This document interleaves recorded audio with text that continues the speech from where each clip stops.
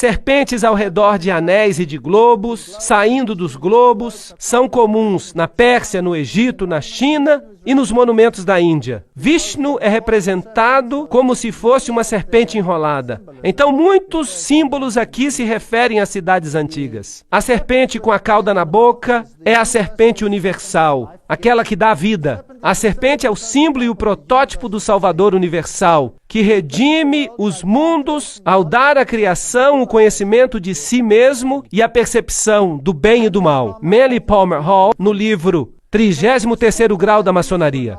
Então é a serpente que lhe dá o conhecimento do bem e do mal. E é ela que foi deificada. Vejam aqui as caveiras e os bebês representando vida e morte. Ciclos de vida e morte. Trata-se da reencarnação. Aponta para frente e para trás. Às vezes são metade branco e metade preto, representando o conhecimento da luz e o conhecimento das trevas. E quer você adore o lado claro ou o lado escuro, isso não faz a menor diferença. É por isso que é interessante que os adoradores do lado da luz são conhecidos como luciferinos.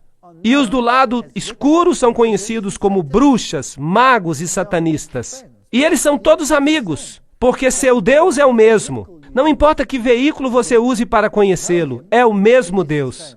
As chaves cósmicas, a resposta ao céu e ao inferno, os símbolos pagãos religiosos são também comuns na maçonaria. Atena, Terra, Ceres, Hermes, que é o símbolo muito comum usado também pelos jesuítas nas catedrais, que tem o símbolo de Hermes. E é claro, a maçonaria diz que os seus ritos são herméticos. Hermes, filho de Mes, filho de Cão, lá do princípio. Mas nós não temos tempo para falar dos detalhes. Aqui temos Júpiter, Marte e Mercúrio, símbolos que representam divindades. Morais e Dogma, página 851, diz que o 32º grau é o mais elevado. A figura hermafrodítica, que é ao mesmo tempo macho e fêmea, é o símbolo da natureza dupla antigamente atribuída a Deus. Agora lembrem-se que os cavaleiros templários também adoravam Baphomet, que era Mafrodite, macho e fêmea, gerador e produtor, como Bran e Maia e Osíris, mas nós não temos que entrar nos detalhes. Então, se passamos pelo rito escocês da maçonaria, o 33º grau é conhecido como soberano grão-inspetor-geral. É um grau honorário para os mais elevados maçons. E então, se você desce, o sublime príncipe do segredo real é o 32º. E você pode continuar descendo, descendo, descendo, até que você chegue aos graus azuis, que são um aprendiz de entrada, o companheiro da habilidade e o mestre maçom. E você pode voltar e subir até quase que no topo, sem saber o que você está fazendo, nunca sabendo exatamente em que você está envolvido. Há um grupo de jovens na maçonaria que é chamado Demolay. Isso não é fascinante? Esse é o homem que foi sentenciado à morte por cuspir na cruz e por cometer sodomia e as coisas mais profanas que há sob o sol. Mas com seu nome se formou um grupo jovem. E não é fascinante que Billy Graham disse que os Demolays são a elite dos jovens deste mundo? Uma declaração fascinante. Os Cavaleiros de Colombo, nós já os vimos com sua fásquia. E nós vamos falar deles em outra palestra. Eles controlam o sistema político do mundo, pelo menos nos Estados Unidos. E o cabeça da loja recebe a posição de mestre adorável.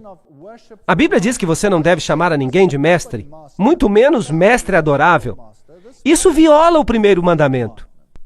A sede do Conselho Supremo, do rito escocês da maçonaria, jurisdição sul, nos Estados Unidos. É isso que está escrito na frente. Você tem a esfinge com as serpentes do lado, e esta é conhecida como a Casa do Templo. Fica do lado leste da Rua 16 Noroeste, entre as ruas R e S, em Washington, Distrito Federal. É aqui que os altos maçons se encontram. Todo o gabinete dos Estados Unidos se encontra aqui. Quer sejam democratas ou republicanos, não faz diferença. É aqui que as decisões são tomadas. Este é um livro chamado O Engano Fatal, escrito por um homem, James D. Shaw. Ele foi iniciado no mais alto grau, o 33º grau, mas ele saiu da maçonaria.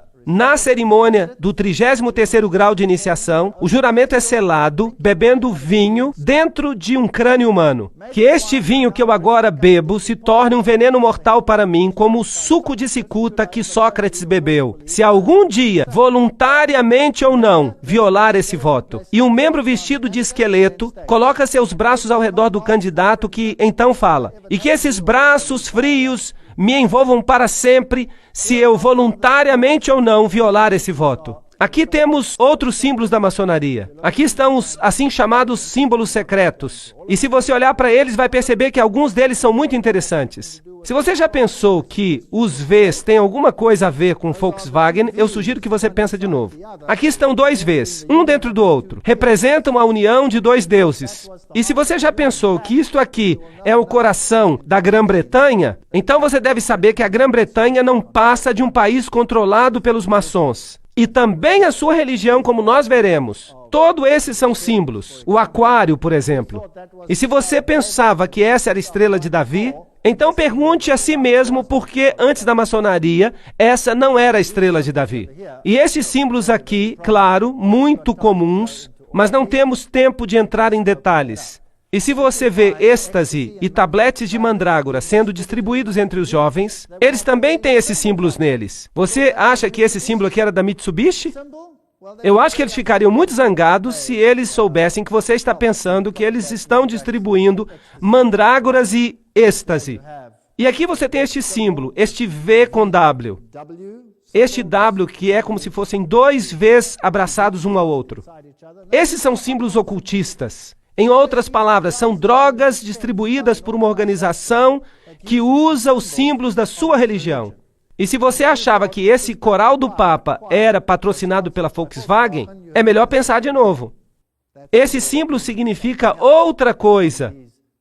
Essas crianças inocentes estão carregando o símbolo de Lúcifer. E aqui está o simbolismo de Aleister Crowley. Veja que é muito semelhante. Você tem o pentagrama e todos os símbolos aqui. O G. Perceba que é basicamente a mesma estrutura. Você pode sentir isso. E então você tem o pentagrama, e você pode ter desse outro jeito, e você pode ter daquele jeito ali, dependendo do que você queira. Esse aqui é o bode de Mendes, o lado escuro. Infelizmente, o lado feminino. E aqui está a representação masculina. Vamos perguntar ao dicionário de misticismo o que é que significa o pentagrama. É considerado pelos ocultistas como o meio mais potente de invocar os espíritos. Quando uma única ponta da estrela aponta para cima, é considerado como um sinal do bem, e significa que está chamando espíritos benignos. Quando o único ponto aponta para baixo e um par de pontos fica por cima, é um sinal do mal, e é usado para invocar os poderes das trevas. É interessante que este símbolo é, claro, usado em toda parte do mundo, inclusive na maioria das bandeiras. Vamos perguntar a outra fonte, a Enciclopédia da Maçonaria. Os maçons dos Estados Unidos têm, por acordo tácito, se referido a ele, o pentagrama, como símbolo das 5 pontas da comunhão. Os contornos da estrela de 5 pontas são os mesmos que aqueles do pentalfa ou Pitágoras. Na ciência da mágica, o pentalfa é chamado de pentagrama misterioso e sagrado. O pentagrama na estrela dos magos. Então, isto é ocultismo. Você tem masculino e feminino, bem e mal, Adão, Cádmo, todos esses símbolos. O homem divino. E agora nós chegamos ao ponto onde nós vamos começar a revelar o que eles são de fato. E que Deus nos ajude, enquanto continuamos nesta estrada, a descobrir qual de fato é a agenda secreta da maçonaria.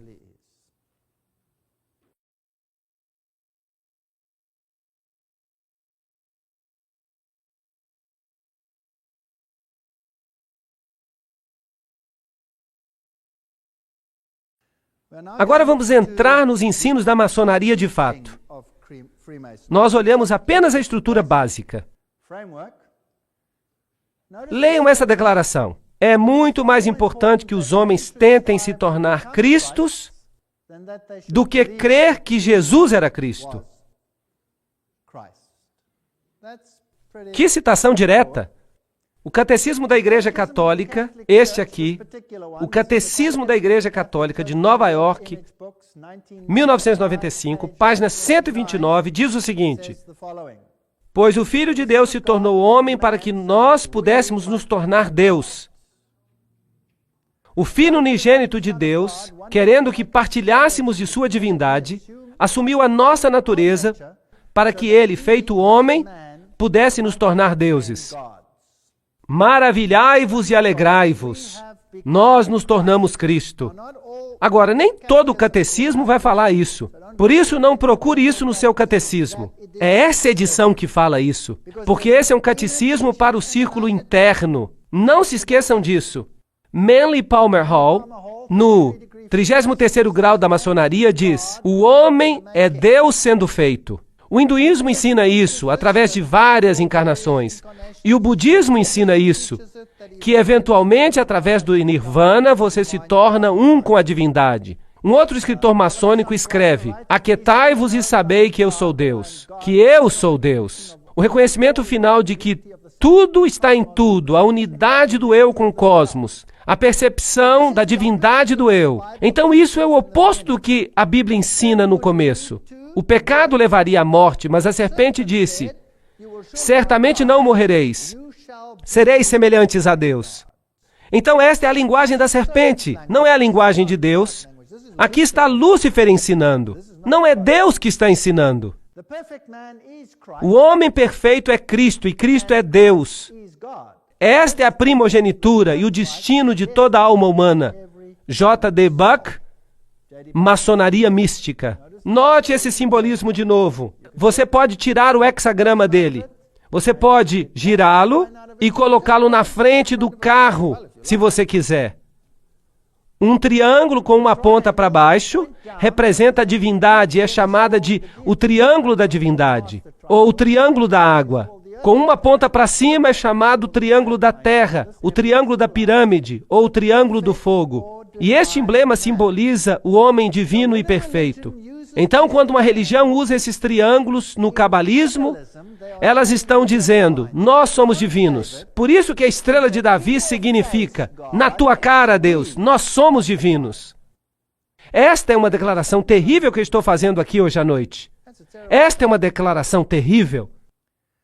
Com a ponta para cima, o triângulo equilátero representa Shiva, o destruidor, e representa a chama que levanta da pira funerária em direção ao céu. Este símbolo é familiar aos maçons de vários graus, principalmente do 30º grau. Notem que quanto mais alto o grau, mais o iniciado fica sabendo. Isso falou Ward em Maçonaria e os Deuses Antigos. Portanto, Shiva é o Deus que está aqui representado. Então, quando você vê um símbolo assim, não é tão simples quanto parece. Aqui está Kilburn Platt mostrando os pontos turísticos históricos de Ohio. Isso declara que todos são dedicados à maçonaria. A águia de cabeça dupla, já falamos sobre isso. O grau 32º faz da águia de cabeça dupla seu emblema particular e, é claro, também o grau 13º. Neste símbolo venceremos, está escrito aqui. A cruz maltesa, também a coroa com a cruz nela, são símbolos maçônicos.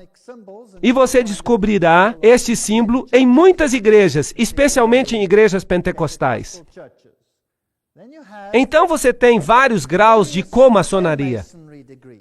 Por exemplo, este é o símbolo usado pela Ordem da Estrela Oriental, que é uma maçonaria feminina, mas ela é administrada por maçons homens. A maçonaria é geralmente uma irmandade branca, mas comaçonarias acomodam membros negros e mulheres. Então, para o não iniciado, parece que a raça branca é suprema. Mas uma vez que você chega a uma iniciação mais elevada, a história é diferente. Nimrod era adorado branco ou preto. Ali está o caos criado entre as raças. Então você tem a Ku Klux Klan, que é anti-negra. E você tem organizações que são igualmente anti-brancas. Isso é chamado de pensamento dialético. Lembram-se do princípio de Hegel? Você cria fricção entre as raças para que você possa ter a síntese no final e causar uma nova ordem mundial. Então, para unir as raças, Então a melhor coisa a fazer é criar caos entre as raças, até que a dor da separação seja maior do que a dor da unidade. Você consegue entender o pensamento dialético de Hegel? Ele é doentio, mas é brilhante. E não importa que você tenha que sacrificar milhares de vidas para alcançar seu objetivo, porque o fim justifica os meios. É realmente uma doutrina horrível. Então, se você vai até uma comaçonaria, este é o símbolo da comaçonaria. Será que os seus símbolos, palavras e expressões são também encontradas no ocultismo? Sim, claro que são. São usados na Aurora de Ouro e em outras sociedades, como já falamos. Aqui está a Ordem da Estrela Oriental. Aqui está o seu centro principal, a sede mundial, também conhecida como Templo Internacional. Ela fica em Washington, Distrito Federal. Esta aqui é a maçonaria da Sala do Príncipe. Esta é a maçonaria negra. Geralmente, nem os próprios maçons conhecem todas essas suborganizações. Mas quando você sobe nos escalões da maçonaria da Sala do Príncipe, então você se encontra com os Cavaleiros Templários lá em cima. Os Cavaleiros Templários. E isso lhes diz algo. Eles realmente usam esses nomes. Esses estão aqui. Esta é a sua própria página. Isso aqui não é nada premeditado. E os indivíduos mais altos no mundo negro, por exemplo, são maçons da Sala do Príncipe. Querem que eu mencione um nome? Nelson Mandela, se você está interessado. É assim que se parecem. Então não existe uma coisa como uma irmandade branca. Mas cada um desses grupos não recebe a informação individual. Estes são os níveis. Estes são os níveis da maçonaria e você pode preenchê-los. Os níveis de fato variam de acordo com a fonte. Esta aqui é a revelada por Ayn Rand, que era a namorada de Philip Rothschild. Ela cometeu suicídio. O humanismo é o nível mais baixo. São os maçons que não têm aventais. A YMCA, todo o movimento dos escoteiros, etc. Eles formam parte de organizações maçônicas. O Rotary, o Lions. O Lions, por exemplo, trata-se de Janus, o deus de duas cabeças. São todos símbolos. E essas são as boas organizações que parecem fazer coisas boas. Os maçons azuis, que são os maçons de João, fiquem com medo quando vocês ouvirem esse nome. O rito de York, o rito escocês, o comunismo, o Benai Berit, a maçonaria judaica, o Conselho dos 500, o Conselho dos 33. O Conselho dos 500 é também conhecido como Bilderbergers, o Concílio dos 13 e o mais alto nível que nós vimos, no qual o papado está envolvido. Porque os jesuítas controlam todos eles. Aqui está o Papa à frente dos escoteiros mirins. E essa é a organização oficial, a fachada para as outras organizações. E ninguém sabe nada disso, então não os acuse. Mas olhem o simbolismo e você vai encontrar o simbolismo maçom lá. Vocês percebem? Há mulheres maçons que são muito importantes, claro. Helena Petrovna Blavatsky, fundadora da Sociedade Teosófica, Annie Besant, Alice A. Bailey, e Alice A. Bailey com seu marido, Foster. Ele era um maçom de 32º grau e parte de uma comaçonaria. Eles começaram uma companhia conhecida como a Ordem de Lúcifer, mas depois eles mudaram para a Ordem da Luz. Esta é Helena Petrovna Blavatsky. Esta aqui é Alice A. Bailey. E esses aqui foram aqueles que escreveram O Segredo das Doutrinas Secretas. Claro que para alcançar os graus mais elevados, eles precisam ser homens.